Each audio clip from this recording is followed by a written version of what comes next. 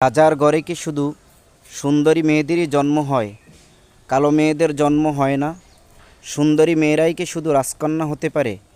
কালো মেয়েরাও তো রাজার ঘরে জন্ম হলে রাজকন্যা হয়। সিলেটের সেই ছোট্ট শিশু ফুল বিক্রেতা যখন ভাইরাল হয়ে গেল, তখন সোশ্যাল মিডিয়ায় তাকে রাজকন্যা উপাধি দিল। অথচ এই শিশুর কাছে আরও কিছু কালো রঙের শিশু ছিল, তাদেরকে কেউ রাজকন্যা উপাধি দিল না। যখন এই শিশুটা ভাইরাল হয়ে গেল, সোশ্যাল মিডিয়ায় তাকে নিয়ে মাথা ব্যথা শুরু হয়ে গেল। তার লেখাপড়ার দায়িত্ব দিল, তাকে পুরস্কার দেওয়া শুরু করলো। অথচ দেখেন মানবতা আজকে কোথায়? কাছে যেই শিশুগুলো ছিল কালো রঙের, সেই শিশুদের জীবনের দায়িত্ব কেউ নিল না। তারাও তো কোনো না কোনো বাবার রাজকন্যা। আমাদের বাংলাদেশে অনেক পথ শিশু আছে যারা রাস্তাঘাটে ঘুমিয়ে থাকে, অনাহারী অবস্থায় পড়ে থাকে, বস্ত্রবিহীন অবস্থায় পড়ে থাকে।